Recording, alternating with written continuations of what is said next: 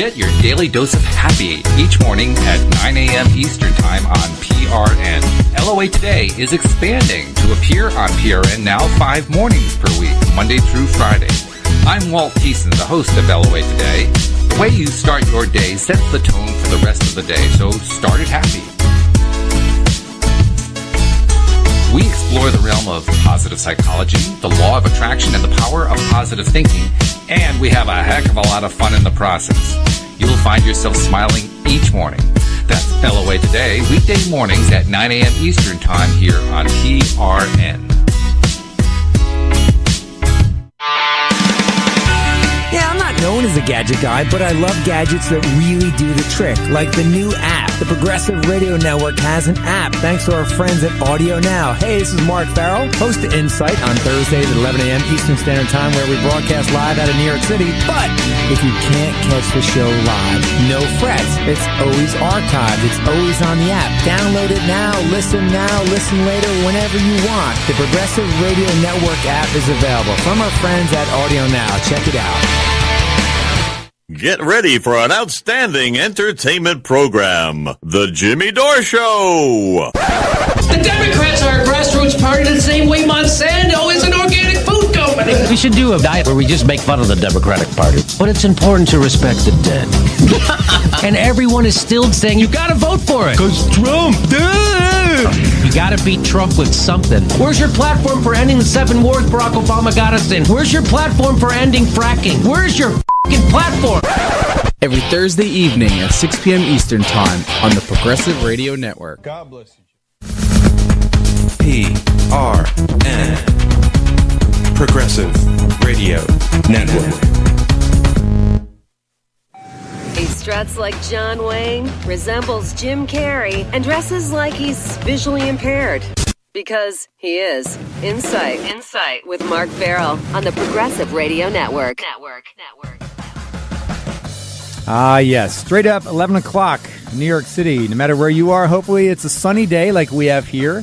It's really sunny in the studio here because my guest is just beaming with happiness and smiles, and we're going to meet her in just a little while. She's got a brand new book out called Grit and Grind. No, it's not pornography. Get your mind out of the gutter. Rhonda Vetere is here, and she's a guru in her industry. CTO, Chief Technical Officer, renowned global business person. She is an indomitable force. We're going to meet her. And she's an athlete. She's a philanthropist, I should say. I've been up since 4:30. And we like tea, so we're getting along already. My name is Mark Farrell, the visually impaired host with a good sense of humor. And in preparation for today's interview, Rhonda speaks about preparedness in life. And I thought that would be a good foothold for today's show.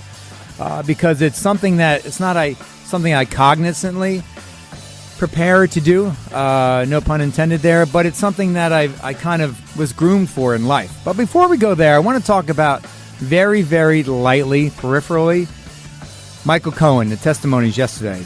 You know, it's kind of shocking because if you really wrap your head around everything that's said, and yes, I know he's perjured himself and does his word hold water, etc.?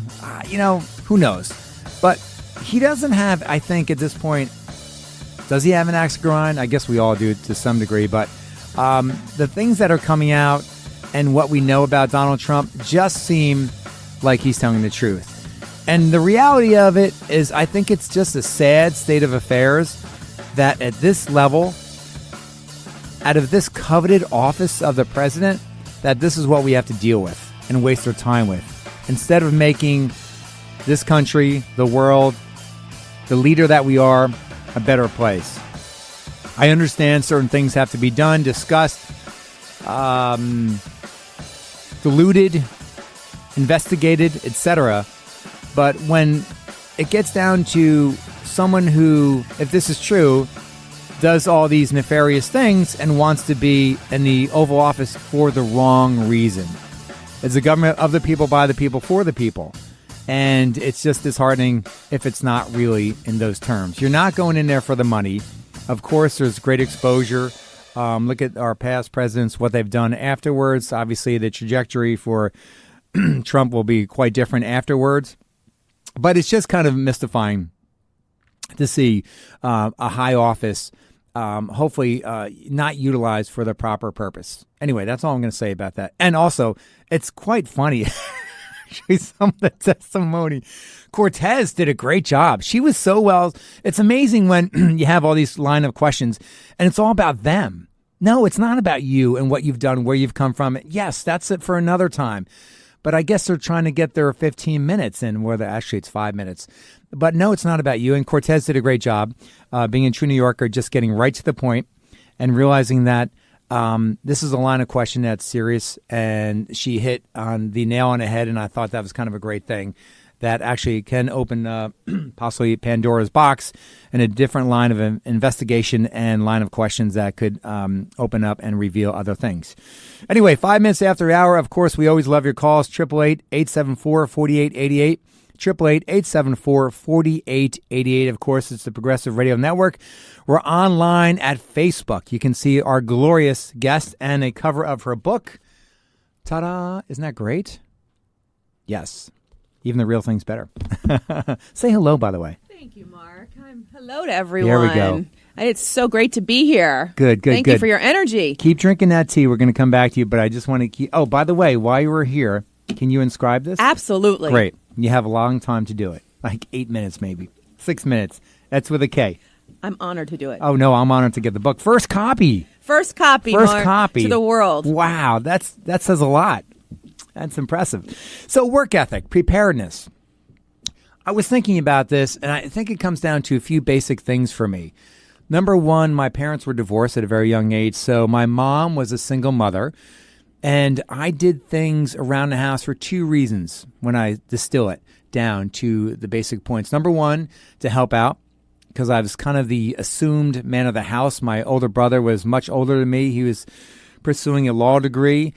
And the other reason was I just wanted to be recognized for my work, for my hard work, because of my visual impairment, I wasn't good at sports. I wasn't achieving high academic grades. Was on, what's the list when you're in high school when you do well? Not the dean's list. It's the honor roll. Honor roll. System. Yes. See, exactly. Don't even know the name. It's been so long since high school. But anyway, so that's my way of achieving things. And then my cousin Bob Foreman, a master of all trades, a brilliant man, high school educated, raised on a farm, became an iron worker, probably at the age of 28, late 20s, has built malls, has built in New Jersey, he's based, so he didn't build skyrockets, high tower New York buildings. Skyscrapers, thank you. My God, I need more sleep. But he's done an incredible job with the skill set that he's had. And he's garnished this, and he's taking this skill set. You know, farmers are these people who are so creative and so industrious because they usually don't have a lot of money and they have to make things work. They can't call up John Deere and say, oh, my tractor's broken down in farm number, whatever, in acre number 500. Can you fix it? No, they have to fix it. They have to be ingenious. They have to make and create parts. And also discover this long before the internet existed. So I would work with Bob, not on the farm. I would work with him on his part-time job when he was helping other people out, when he was building steel structures, when he was knocking houses down, when he was building pools. He would either pick me up in the morning, and now I would be as young as 12 years old, 14 years old, and he would drop me off at a job site, sometimes by myself. I remember this one job site, he knocked down a house, and he just wanted the bricks. It was a brick house. So my job all day long was just picking up bricks. And it was a hot summer day. No cooler, no beverages. And he said, I'll be back. No lunch, no nothing. So I don't know how many hours went by, and I'm just like parched and devastated, almost dehydrated. So I started looking around the neighborhood, and I did what I had to do. I started going to people's backyard and turning on their hose. I still remember the taste of that hose, you know, that water that's baked in that hot nylon hose. Mm-hmm. Yes, doesn't go out of style, right? I remember that, but that built character. Those times I had no choice. I mean, I could have left and walked and I'm sure, you know, called home and that would have been the end of it. But there's always pride. And I think certainly in generations, and this is one of the things I talk about, self-entitlement. We are entitled to certain basic needs in life, and as a family member and as a parent of 2 kids, simple thing. Oh, Dad, can I have this? Well, you can go get it. Certainly, I don't do that all the time. I help them out and understand that there's a work ethic involved, that you have to do certain things. You have to cut your teeth in life, that things aren't, don't expect certain things in life. You have to earn them. Certainly my job, I tell people, or my kids, I have 3 responsibilities for you: to love you, educate you, and to keep you safe. Those are my 3 principal jobs in life. And so getting back to the work ethic, I think it's paramount that it starts at a very early age. My guest, Rhonda, you're going to meet in a few minutes, that you just met a few minutes ago, but we're going to hear at length in a few minutes. She was a hopeful Olympic swimmer at a young age. Talk about discipline, pride, work ethic. I mean, you're getting up at 3:30 in the morning, going in the pool when it's cold, when you're hungry, when you're tired. You don't want to swim 2,000 yards, 5,000 yards, and go home, shower, and go to school. I mean, that's an arduous schedule. And everyone has different barometers and different yardsticks of measuring their early years of working. And some parents won't allow their kids to work, and that's okay. There's different forms to build character and to build a work ethic. And so I started working at a very young age, as I indicated a couple of weeks ago on the show, working at an auto body shop, sweeping up, working at the local 7-Eleven, and I wasn't certainly allowed to in any of these places, certainly illegal. As a matter of fact, the manager of 7-Eleven got fired because I was working the register too, because they had cameras on the register back then. And, I would mop up the where all the milk was in the walk-in freezer, all those different things. I'd sweep the parking lot and wipe down the ice machine with a hot bucket, soapy water, and I took pride in keeping things clean. I worked in a construction company just sweeping up. And then at the auto body place, I would work on some cars. I learned how to work on basic motors. As a motorcyclist growing up, I always learned how to translate those skills and apply them to what I had. And more importantly, also my father. I really respected him because people say to you, who's your hero? And people have a lot of different heroes, and that's a good question for me to ask Rhonda. But my hero is my father because, just like a lot of us in life, we don't have things handed to us. It's our work ethic that propels us forward in life. And he came from Jersey City, right across the river here, one of 8, and didn't have anything, and made a great business for himself in the world of trucking. He was a manager, and when trucking was at the height of it, before it went down, and I always say to myself, man, it would be great if he was alive today, because the height of trucking has hit all new levels with the world that we live in. The one press, buy it, one click button, let's buy it and have it here as fast as you can blink your eye. Thank you very much, Amazon. So the world is changed, but it all comes down to one thing, especially when we don't have it. And we wonder why things don't happen for us, the work ethic. And that's what we're talking about here today. So how do you know if you have a good work ethic? Maybe things aren't working out for you. Maybe you have to take an honest look in the mirror yourself. And we've talked about this before, middle packers. I mean, there's room for middle packers in the world, because not everybody can be the head of the company. Not everybody can be a director or supervisor. And everyone's cut from a different cloth. But if you want to be that person, if you want to ascertain that position, and you're questioning, why aren't I getting the results that I want? Maybe there's 10 principles in Rhonda's book, Grit and Grind, that you're going to learn. Maybe there's something that you know deep down that you haven't achieved. Maybe it's a college education. Maybe it's an advanced degree. Maybe it's a certification in a certain discipline that you don't have, but you know that you need, but you're just dying to avoid going back to school or getting that degree, or it's going to be an extra additional requirement of credits, 30 credits, or whatever the case may be. I kick myself for not staying in school longer and going for a master's. As a matter of fact, I remember surprising my parents saying, you know what? I think I may stay another year and get a master's. And they were like, whoa, we didn't expect those words, but that's great. And then I changed my mind. I don't know what it was. I think it was because I think the local pub changed their beer selection. So I said, you know what? I think I'm leaving. I think I'm going to go somewhere else. Anyway, it's PRN, the Progressive Radio Network. My name's Mark Farrell. We're going to continue this topic with Rhonda Vetere. Did I get it right, Rhonda? You got it right, Mark. You're doing fabulous. That's a great Irish name. Oh, thanks. My Italian heritage. I love Italian. If I can come back again, if I could choose my nationality, it would be your Italian makeup. Thank you. I love Italian food. I love the the country. I love the euphemisms. I love how people just pantomime with their hands. We do. Gesticulate. We do. It's We great. talk with our hands, and we show a lot of love, and we like to eat good food. You live with your heart. We do live with a heart. And I love to spread the heart around. And You do on many, many levels. And professionally, we want to talk about what you've accomplished. You've worked across many industries as a global executive. Isn't it weird when people talk about you when you're right here? yes, It is. it's very awkward. It is, but hang out in the awkward stage for a bit. Global executive and change agent and Santander. I love that name, by the way. Is that is that Swiss? Spanish. It is Spanish. Spanish. I thought it was Swish. Swish. nThrive, Pamplona Capital Management, Esteìe Lauder Companies. I get all my makeup from there. AIG, HP Enterprises, Barclays, Lehman Bank Online, JPMorgan Chase, CompuServe, UUNET, MCI, and Worldcom. She has lived and worked internationally, including Mumbai. By the way, my wife is Indian. Oh, wonderful. Yeah. Great culture. Yeah, it is.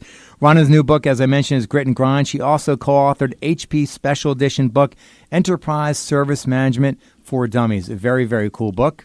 And also, she's appeared and been interviewed, featured, etc. Forbes, Huffington Post, Thrive, Moneyish, CNBC, Women of Influence, Financial Post, Triathlete Magazine. That's the first magazine I've subscribed to, by the way. That's great. Yeah, Sway Magazine, and many other. She contributes her perspectives and knowledge through serving on boards, professions, educational athletic institutions, including U.S. Olympics and Paralympics. Huge Paralympic fan. The Canadian Cloud Council, Longwood University, George Mason University, School of Business, Sway Magazine, Miss Fashion Week, and Excel Cloud Inc. Mm-hmm. Honor to have you here today, my dear. Mark. I am so happy to be here with you. You have great energy. It's palpable. Well, that's one of the things that I think reading about you propels you forward between your work initiative and your energy. Thank you. Right? Thanks. Isn't that the two variables for success? It is. It's the two variables. And people often say, how do you get your energy? Where does it come from? What magic pill are you doing? I said, there's no magic pills. It's all about keeping yourself balanced and knowing what works for you. And for me, it's doing triathlons, which sounds crazy. And we're going to use this phrase a lot, but it's the grit and grind of every day. How many days a week are you getting up at 4 a.m.? Oh, every day, sometimes earlier, which is really, really grinding it out every day. And this is your personal work we're talking about. This is personal work before you go into the professional work. So I always work on yourself personally. I get up, or if I'm on a work travel, Mark, it sounds crazy. I have meetings on the treadmill at 4 a.m. because they know they can find me down there. That's great. And they know if they have a captive audience, they have to run side by side. It doesn't matter the pace. I don't want them to fall off the treadmill, Mark, but they know that they're going to find me. And they can ask me anything and have a meeting. And actually, it helps them get healthy, too. I think this is a video testimonial you should have for your book. Done on a treadmill, side by side, by people who are in your industry saying, this is the only way I can get this trailblazer to talk to me is because I have to run with her. Yeah, some people do it on the golf course. I do that, but this is the way to. Actually, I did that in India a lot, and I still do to this day. A lot of business on the treadmill in India. That's not in the book, so that's a great tidbit, Mark, that you're learning first. Well, also that you learned it's probably safer to do it in a hotel on the treadmill in India because after you were sort of accosted. Yes. Chapter 1. Talk about that, please. Yes. Right out of the gate. Chapter 1. Wow, I'm impressed, Mark. Grit, grind, and hold. Grit, grind, and hold. Drop, tuck, and roll. Yes, that I never told that story before the book. Even my family, I did not say that to. Only the folks. I kept it because I did not want my family to worry about me traveling when I was in my 20s. So I was, chapter 1, kidnapped in India. They tried to. It's a whole chapter on knowing your surroundings, being prepared. And that's vital because a lot of us don't, especially business people. We just think about what we're going there for, the goal. The goal, not paying attention. I'm going to date myself, so sorry, the universe, I'm going to put this out. This was about 20 years ago.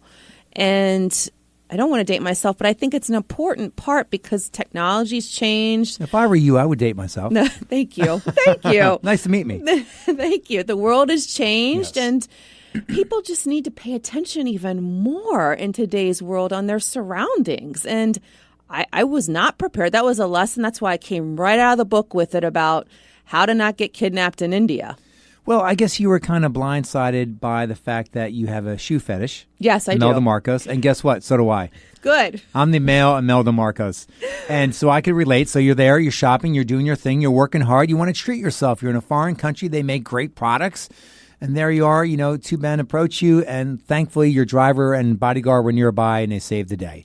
But it was an invaluable experience. And I'm sure you appreciated life. You appreciated the culture and the unknown even more so. The more unknown, yes. I mean, you can get tied up in, you're right, I love shoes. They were falling from the ceiling for those folks that are visual in India. Literally, it was like heaven, shoes falling from the ceiling. And I found Shoe Eden. Absolutely. I didn't know it existed, but it did, and had bags full of shoes and walked out. And what you said is true. And I'll never forget that moment. It was pivotal. So as a young girl, you got involved with swimming, and obviously as a kid, a lot of us are attracted to water. What attracted you to the competition aspect? I think it was the cadence, and early on, I'm a big sports fanatic. I grew up in Washington, D.C. I'm a Redskin, Hogs, hardcore Redskin football NFL girl. But I got caught up in swimming. I just loved it from the early age. I loved the competitiveness of just being disciplined and being around kids. I was the only child, so I was always on a team of something, and I continue to be on teams. So the camaraderie was something that you lacked elsewhere. I loved being around people, and to this day, I do, and I lead people. So I think it's I learned that early on that I'm an extrovert, and I don't need to introvert. But I also learned early on in swimming, it was the cadence, it was the diving. I'm a Cancer, maybe that sign, being in the water at heart. But I love to swim, and I got burned out on it, though. You were skilled at it, though. You got recognized as a potential hopeful for Olympics? You know what? At what age was this, Rhonda? Oh, gosh, this was before 10 years old. And you know what? When I used to watch Michael Phelps, and I still go to the Olympics all the time, the swimming, Mark, is the hardest thing for me to watch. What ifs? The what ifs. People always say, do you have that moment in your life? I said, well, yes, I do. But I get up early in the morning like I'm training, which is kind of ironic. Sure. You're still living the schedule. And I have all my life, which is ironic. I just chose the work. And when you're early that age, who wants to get up that early, especially back then? I think the reality is parents drive their kids, not literally, but metaphorically at that age. That's why it's done. And then when it can start deciding, it's more in their DNA and their habitual lifestyle that promotes them to continue on like they do. But for you to say, hey, that's it, not interested, your parents were okay with it? They were. My mom and dad were so supportive. I mean, thank goodness, Mark, because that could backlash. Sure. And I think I'm the person I am today because they supported me. The work ethic was there, but I just channeled it differently, not in swimming, but in other sports and in school and working. Well, that's probably how it was formed, correct? I mean, your parents probably instilled this into you, and then, of course, you are the driving force of your own life, and whether it was in the pool or out, it was innate and executed early on, whether you pursued it further for the Olympics or not. But obviously, as a leader in the technology field, a woman, actually, there's two things I want to say. A woman in the technology field and also a leader in the technology field, because I think it's important to put the woman first. And usually, as a person who has a disability and works in the disability realm, you always put the person first. Before you don't say disabled person, you say person with disability. But I think in this age of awareness, I think we need to put the woman first. Thank you. Because it's paramount. So I think that skill set, that personality, that character trait has allowed you to excel as you have. Thank you. And what introduced you to technology? What was it? Because, we're about similar age, and if you went to school for computer science, it wasn't a huge thing back then. It was starting to get some, legs, I should say. Right. I fell into it. I actually went to school for communications and international business. Really? I fell into it. My first job, again, CompuServe, AOL, UUNET. Remember when AOL came out and the I can still see the little man jumping across the screen. X25 packets. I'm going to frame relay. I dated myself. I fell into it, Mark. Literally. I got a job right out of college into CompuServe. And ever since then, I was managing a team. It was all about the business management. And I was managing a technical team, and I started to learn. And this is before STEM was officially science, technology, engineering, and math. I started to learn all about network packets and my engineering So really brain. just piqued your interest. Piqued my interest. Always, since that moment, managed technical teams my whole life. Wow, that's fascinating. And prior to that, technology was nothing that really interested you. No, nothing at all. It was all about leading an international and leading teams. And So do you think it didn't matter that it was technology? It was just that you landed a CompuServe and it happened to be technology? I think it was the point of life, too, that the technology, as I was going through the different companies and mergers, and it was all new. It was fascinating and new to the world. The internet, everything, email. Oh, my gosh, we didn't have our phones. I'm dating myself again. We did not grow up with these phones, and No, I'm of glad I course not. didn't. No, I absolutely. I will. That's a Very whole other happy. segment. I'm so happy we didn't, because we could be present, which I think a lot of people miss these days. But I fell into it, and I just was intrigued by it because innovation, fast, speed, change, how the Wall Street market worked. It was all technology. We were supporting the stock market on the back end and all the data centers. That's riveting. Most folks don't get that side of me, but I am an engineer. I will go in and run cables. It's in the book. I just love it. I love the fact that you are getting your hands dirty, just like your picture depicts, grit and grind. And tell me about that aspect. Were you in India when you were actually in a tunnel running fiber? I was actually in New York City running fiber, Chicago, Singapore.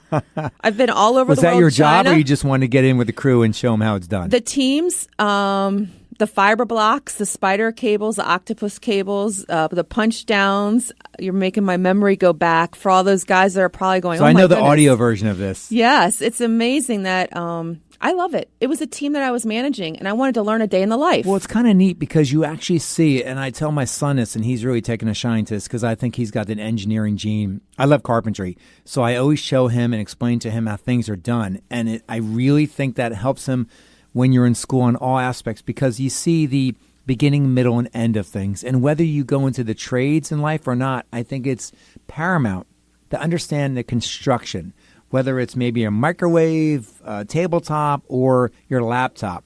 Understanding how things work makes the world a little bit less confusing and palatable, and also just gives you an insight on how you can decompose things and create things as well. Mm-hmm. You have to know the details on how things work end to end, or you can't fix them. You don't know what's broken, and end to end is so important, getting your hands dirty. Well, that's huge because in your industry, it's all end to end because you have to have continuity because if something doesn't work nowadays, it's going to cost who knows by the second, by the minute, by the hour.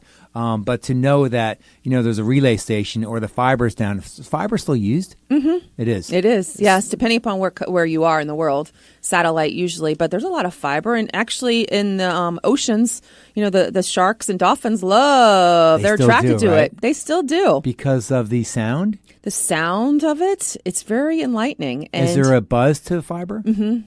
Do you know what kilohertz it's in? No, I don't. Get back to me, Rhonda. See, it's okay to say you don't know in life either. I think absolutely. That's important that people should know that when they learn grit and grind and hear about you.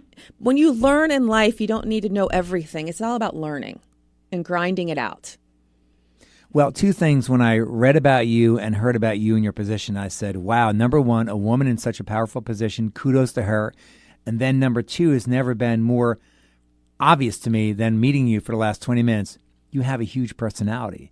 And not to take away anything, and I have a lot of good friends that are IT, high in their fields, not to your degree, and they're good guys, but they're the exception. They have pretty good personalities, but you guys are the exception. Most of these people are very black and white. Yes. And I get that because audio engineers I work with, they're very linear thinking. And they're so genius that sometimes the personality part that, right side of the brain is dominated by the left side. Right. Well, I hope, Mark, my hope is that, folks, and we could say it on this radio, think technology is sexy, bring it fun back to it. And it's not a back office and it makes the world go round. And you do need to have a personality in life and be yourself.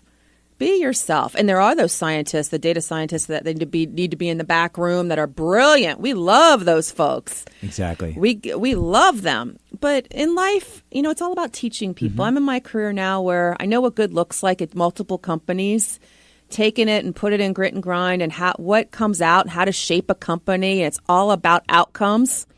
It's all about results. I'm results driven. And that's probably the swimming part and that triathlete and the competition you were asking about. And I drive that into companies, that cadence and discipline. Well, leadership, and I was just talking to my wife about this the other day, and she concurs. Actually, she brought up the topic about, you don't have to know everything through and through as a leader. You have to know who to hire to execute these plans, to get the results and outcome that you want.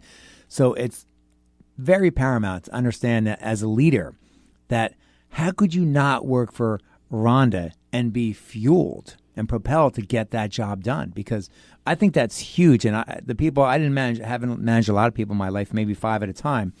But the reality is you have to set the bar. You have to be the person who knows what the job is to get accomplished. More importantly, set the tone. Mm-hmm. Tone is everything. Tone is at the top. And that's why you asked me running cables. I'll go right in there. We're going to have fun. We'll all learn together and leading by example and just being open. I've learned what not to do in leadership from so many bad leaders. What's one of the things you would never do? Close my door all the time and hide behind my email. That's a great question. So many executives are not approachable. And in life's too short. You need to be around people that you spend the majority of your day at work. You want to like the people you work with. And I've learned what not to do. Yeah. Or don't take a position where that's part of the vital component. Yes, exactly. And not live up to it because it's detrimental to the staff. It's detrimental and treat people the way you want to be treated. I think negativity spreads more as a virus than positivity. Absolutely. Yeah. Absolutely. So one of your 10 principles, a vital thing that we started the show off with, preparedness. Preparedness. You need to be prepared. Yes. I loved your talk at the beginning, Mark, about the bricks and just going back to your story. I think it's enlightening, being prepared or not being prepared with the water and looking around. I think that's made a memory in your life. But in life, just be prepared. I'll give you an example. Going on a business trip, there's so many folks that are so about, oh my gosh, I'm getting on this plane for business. They do not look at the local news. They do not pick up the newspaper. They don't look at the culture. If they're going to offend a culture, if they're going internationally, I mean, if you're going over to Hong Kong or China, you need to have certain eye contact, present your business card, handshake a certain way. You have to be prepared for different cultures. Not just in the U.S., there's different cultures, let alone between New Jersey and New York, there's different cultures. True. But Singapore and Hong Kong are different. Yeah. I mean, it can be very detrimental to the business. Not only to you, but to your business you're representing, the company. Absolutely. And I've seen folks at dinner tables, Mark, pick up the wrong silverware, and we've ended a deal. Business etiquette. Wow. Be prepared. And it's the littlest things. Sure. Nuances. Nuances that or nonverbals even, that folks don't even realize. Do you have an example of something that you thought you were prepared for but realized that, Well, India, I wasn't prepared for at all when getting kidnapped there. That one totally threw me off. Nowadays, I think you can fend yourself off quite well. Yes. And learn from that, too, how to protect yourself. So I was not prepared, and I've learned a lot. And that was, like I said, I never talked about it before, but I think that is being prepared in life. You need to, as much as you can. Believe me, you can't prepare for everything. Sure. We'll get real, but seriously, you need to get as much facts as possible. Mm-hmm. It also shows if you're going to meet person X, Y, and Z. When you arrive, you know something, and that tells them that, wow, you're well-read, or you took the time to even learn about something that local that's very talked about that day. Right. Or omnipresent there. That would not be news in New York City. Right. And it shows, I think, a different side and component that, this is who you are and this is what you'll do to reach out to them. It's so important, and that culture will respect you for that. Yes. Even more. And the field. I mean, it's all about the field, obviously, that you're in. Absolutely. I've seen so many folks self-destruct by not being prepared or just not even taking the time to Google or finding out what a company even does. So everything we're talking about is going to relay back to the elephant in the room, the elephant in the country, and I'd say in the global sense, being a woman, especially in your technical hello, let me have another drink, technical world. I mean, that's something that's still, I mean, you must be in a minority. I mean, I know very few women in your field. Yes. And thank you for bringing that up. It's been an interesting journey because, and this is something new I'm going to share my heart on this radio show. I never thought of myself for as long as I've been in this field as a woman in technology. I'm just me. I'm the swimmer. I'm the cadence. I don't think of it like that. But now I've had so many folks approach me over the years, Mark, that has been very, very enlightening to, you're a woman, how'd you get here? I don't know any women in this that have done across multiple companies and left a legacy. So I take pride on that, and I want to teach people to learn to do the right thing, what good looks like, and actually show the girls that are growing up in school that it can be done. Absolutely. What about the impediments along the way? I'm sure you worked with dozens of people who look at you and, number one, I'm not going to work for you.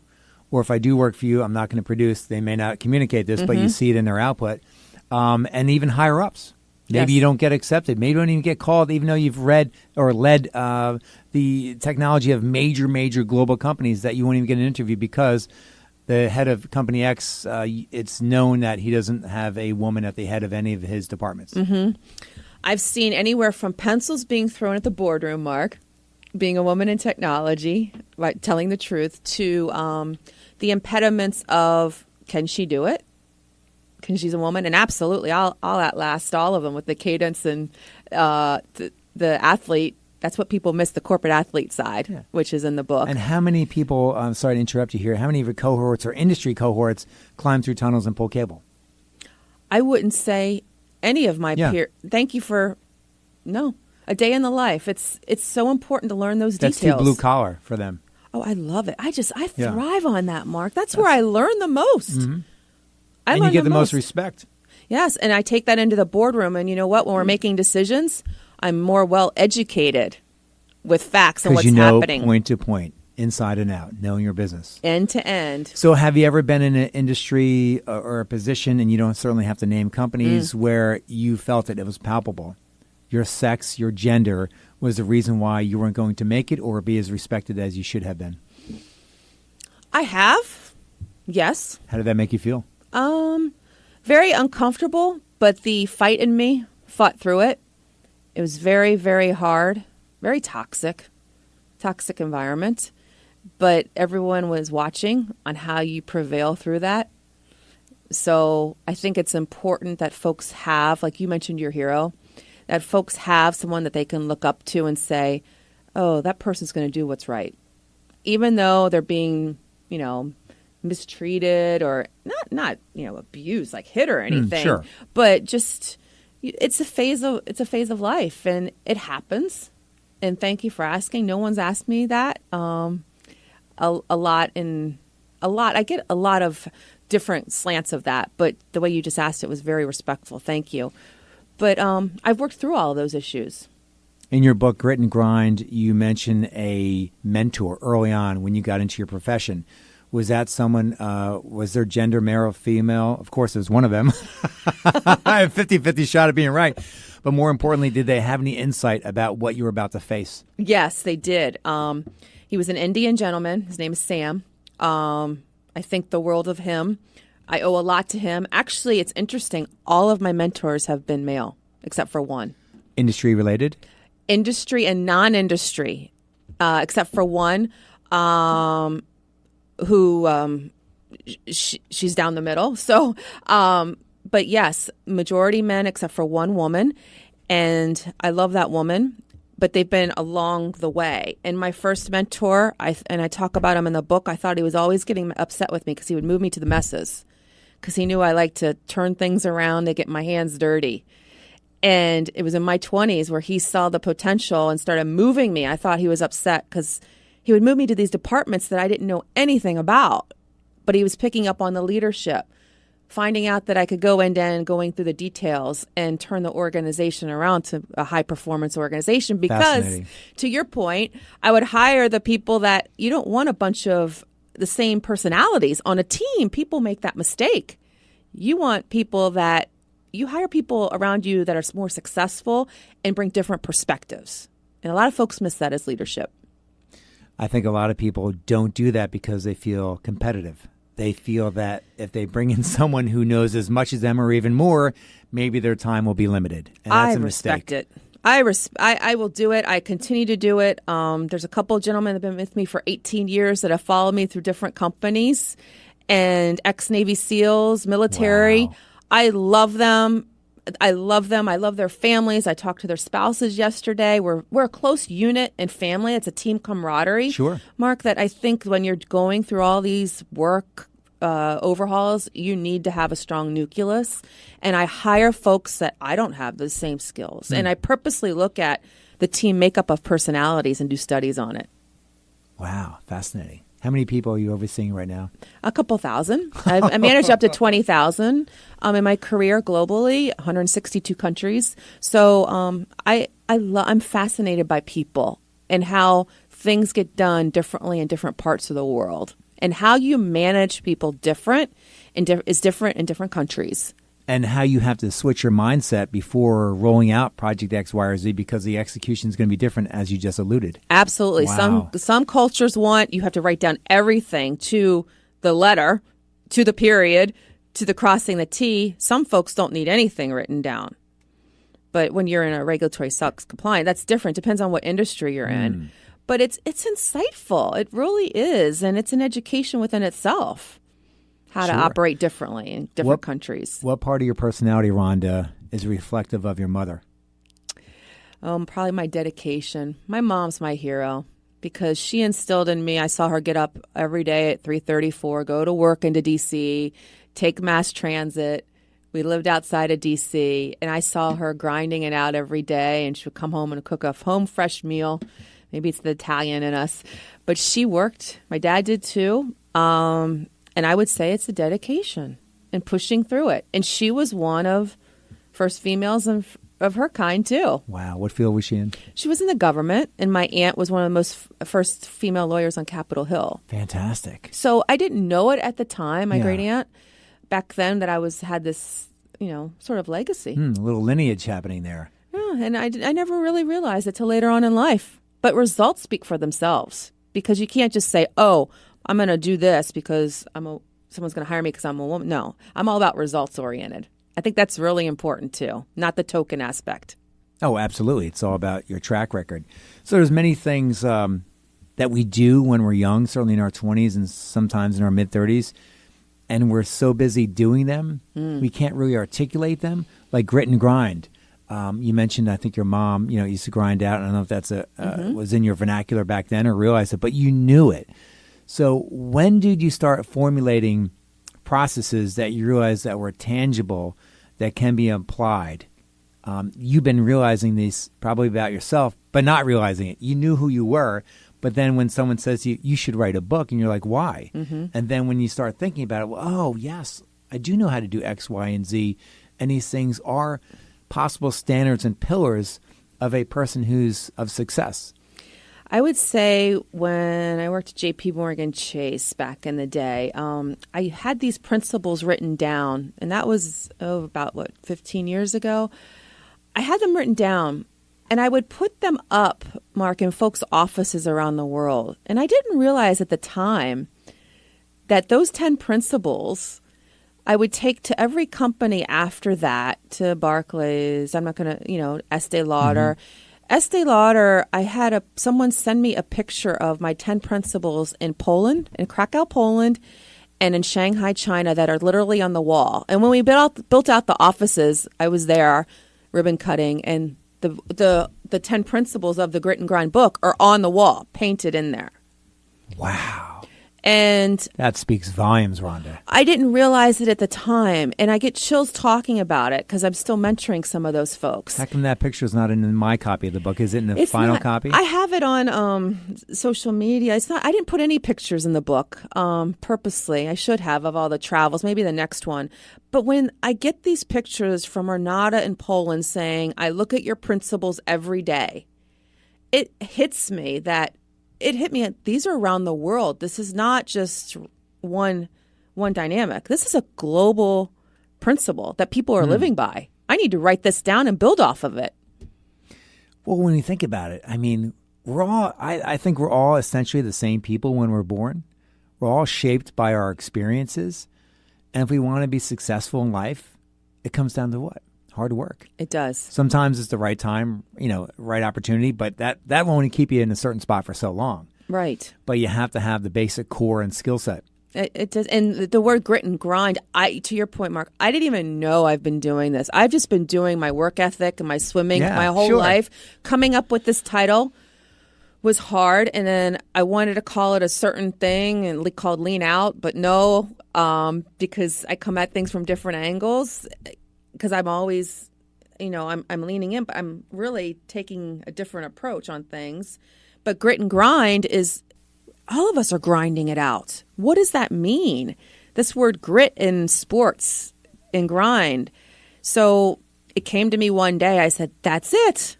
And it stuck with me. It just stuck with me. I've been doing this and I didn't even realize it, to your point, my whole life.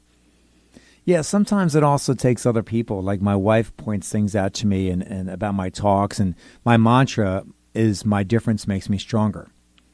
Being a visually impaired person, I always did things differently. Sports-wise, academic-wise, socially, dating, couldn't see people, would miss people. In a studio environment, a audio studio environment, everything I had to do adapt. Even though I have an invisible disability, it's not obvious. So I realized that, yes, I had been doing things differently all my life. And it wasn't until my first triathlon, which we're going to get into that part of your life, that I realized moments before the swim portion, the first leg of the race, that I couldn't see the swim course. It never even dawned on me prior to, well, how am I going to see the swim course? Because I didn't think of myself as disabled. So I come up with an idea on how to muddle through, but it's a metaphor in life on how we can prepare for things in life. But sometimes even our preparedness leaves us unprepared because we don't always know what lies ahead. Right. Wow. So I want to read an interesting quote. Okay. I think this is, you have many, many great quotes, but this one to me is hysterical, and I have to break out my magnifier. I don't know which quote, so I'm sitting. Oh, it's great. Well, obviously, you printed it, so you must like it. Well, I don't know which one you're going to pick, though. Okay, quote, she's a badass, a Gucci gangster, Prada princess, Yves Saint Laurent Don, black ops assassin, kicking blank, blank, blank, and taking names. Where others play it safe from the sidelines, Rhonda digs in, gets dirty, and lives the mission with her team. Success is the only outcome. That's JP Rosado, CEO, Sight Hands? Sight Hands. He's an amazing individual. I can't wait to see him later on tonight when this book is officially kicking off. So the book that we're talking about is Grit and Grind, 10 Principles for Living an Extraordinary Life, is available March 10th on your website. And Amazon. And pretty much everywhere else. Grit and Grind, 10 Principles. Rhonda Vetere, it's just a great honor to have you here about your principles, about your lifestyle. I think it certainly is evident that it was formed early on in your life, your character and your determination, and you realize you're an athlete, and that part of you, your component, keeps you sane as you write in your book. Yes. And that I guess discovery of triathlons, endurance races has brought you to Africa, where you were, I think you were on work and you wanted to go for a run, and they said it wasn't safe because there are wild animals. You should have armed men. And that turned into you promoting and develop a women's race in Serengeti. See, Mark, you are so prepared. I love it. That's my job. But you're living it, which I think the world of what we were just talking about. Thank you for reading up on that. It did turn into a women's race. We just did it in October. 55 miles to the Serengeti. It had never been done. 2 days? 2.5. Some folks didn't make it the whole way at all. That's okay. And that's okay. It was hard. It was hard, not what just was the temperature? Heat. It was over 100, 102. Oh, my God. But Isn't that called Bikram yoga? It felt like it. I draw your attention to the screen, Facebook Live. Oh, my goodness. Our pictures of Rhonda and Serengeti and the beautiful participants. Wow, isn't that great? Yes, that the girls in particular you want to point out? Yes, the one that's speaking up there on the left in the middle, that was before the 55-mile race. So the day before, I spoke to about 300 girls about wellness and what it took, and they translated into Swahili. So it went global. Beautiful. And I was talking about, I'm getting choked up on it, that you can do it because they have a hard time getting water. they have the adverse life of us, and just showing them, telling them I came from nothing, I've worked hard, you can do it, and a more, global person that living overseas a lot. And I ran with those girls, and they grabbed my hand, Mark, and sang the whole time for 3.5 miles. Because that's what they do. That's what they do. Isn't that beautiful? It was so poignant. It was so poignant. And heartbreaking at the same time. Exactly. And, wow. And that was before the 55 miles. The 55-mile race happened the next day.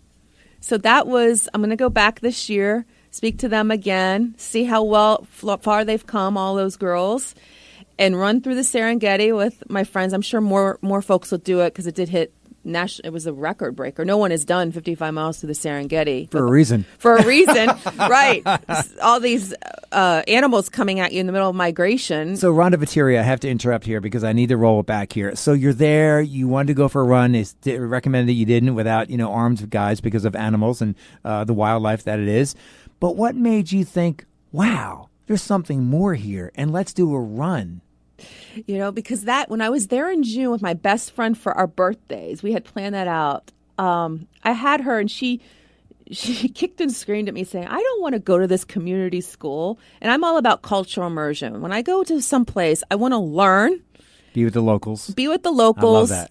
And just, here we go, get in dirty and find out really what's going on, even on vacation. I was just going to say, this is your vacation. This is my vacation part. And she was like, what are we going to do? I just want to. I said, you go on your safari. She probably wanted to know, where's the spa? Right. And I love her. We've been best friends since we were 2. Is this the woman who wrote also a testimonial in your book, The Model? Yes. Yep. Thank you. Yes. Michelle and I, we were both only children, so we go on vacation every year. So you're sisters. Sure, we're sisters. So I have that camaraderie, and I love her. And she'll love the show when she hears it. And we went out for run. She did not want me to go on that run, Mark. Actually, she didn't want to go to the community either. So to your point, when I went to the school with her, because she wanted to go on a safari, I said, no, we're going to go to the school. I saw those children, all acts of life, all ages, male, female, learning English, trying to draw from all ages. And I said, oh my goodness, we can do something good here. And speaking to the Gormati Fund when I was there, the head lady, I just started talking to her. I was literally sitting in one of those pictures on the ground with the students. That picture is the prominent picture that kicked off that 55-mile run in Africa in October, just from education. And there it is. Fantastic. Us sitting there with the drawings. I'm so happy you have that. There's my best friend that she learned a lot, and she's like, Rhonda, RV, she calls me. I can't believe the cultural immersion. I do it everywhere we go. I love it. Great. It's how you learn. And of course, there's no technology there. No technology. And I showed them the iPhone for the first time, a lot of them. I have a picture of that with the Messiah tribe in Africa. I have a picture with the kids on the last trip. No technology. And Mark, they freaked out. There is very far and few between. But you know what? You appreciate life even more. Oh, absolutely. I think everyone should do it. Just like I think everyone should live in New York City a year of their life. Well, I believe no matter what industry you're in, even if you're just doing a 9-to-5 job, you don't care about not everybody in this world can be about grit and grind. There's people who just know that, and that's fine.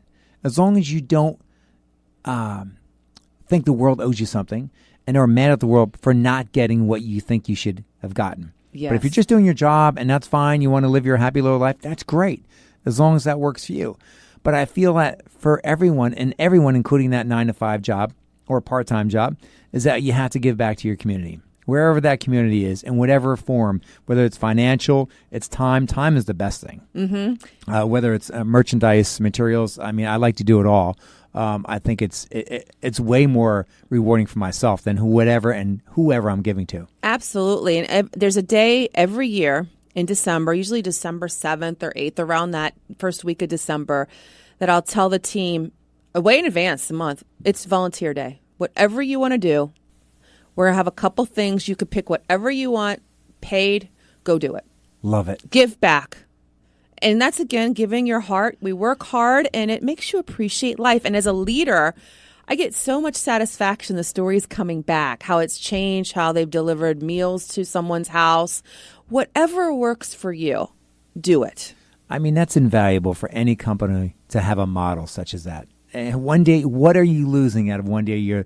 The morale boost you're going to get out of that, the synergistic flow through the team is going to be well worth whatever day's wages you think you lost. Absolutely. And during the holiday season, let's be happy. Yeah. Life's too short. Yeah. And I'll be right there with the team doing it. Rhonda Vetere, we only have a few minutes left. I want to hit on one of the 10 principles, vital principles, respect.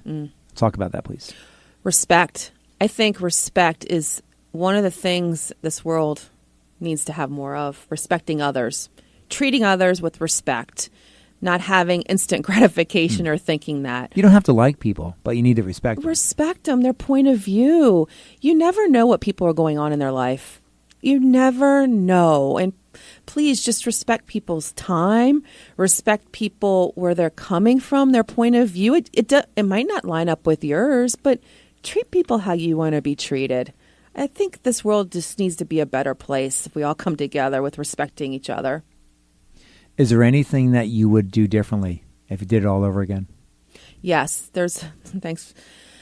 I would have... You wouldn't have run in 110-degree heat? That was interesting in December, too, in Bahrain. Of course, you would have done that again. You would do it all over again. Yes, I would do all the races again. Sure. I would have early on in my career, and I've learned to do this in leadership now, make sure that we do these cultural immersions. And in my 20s, all I was doing was going from meeting room to meeting room, getting on planes, not looking up, not having even an hour to eat lunch, just grinding it out and not appreciating the cultures early on in my career.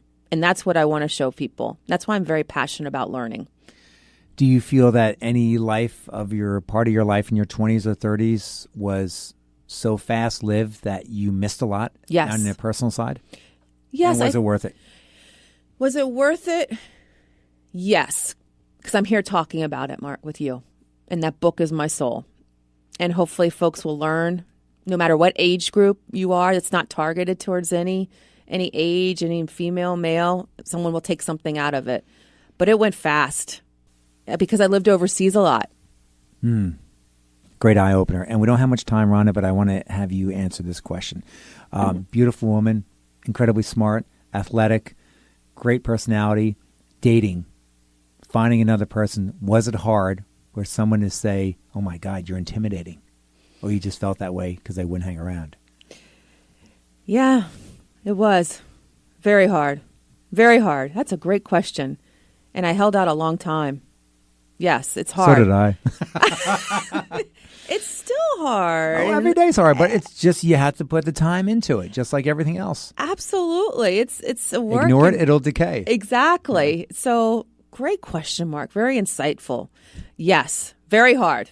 Very hard. And I've had folks say that. And I'm not hopefully, I'm not that type of person. You don't seem intimidating, but I think that people can easily get caught up in titles and salaries, wages. Call me the janitor. Call me anything you want.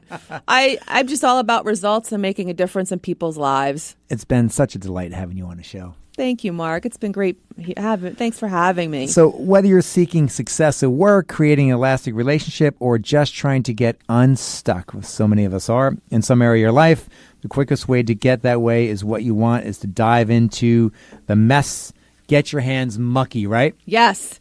The book is Grit and Grind, 10 Principles for Living an Extraordinary Life. Rhonda Vetere, that's Vetere. Book launch tonight. Yes. You got your dress and, more importantly, your shoes picked out? Oh, the shoes are there. You know it, Mark. And where can people listening nationally and internationally look to find out where your next book launch is? On Amazon and actually on my website, rhondavetere.com. Again, it's Vetere, correct? Yes. Rhondea. And you should thank me for not playing Rhonda, You Look So Fine, because it was in the back of my mind. Oh, thank you. I haven't heard that song in a long time, great Mark. Song, isn't it? Yes. Now I'm disappointed in myself. I should have listened to my inner instinct. All the best to you. Thank you. I know success is just going to continue for you, and more importantly, all the people that you serve are going to reap your success. Thank you, Mark. All the best to you. You're amazing. Mark Farrow, have a great day.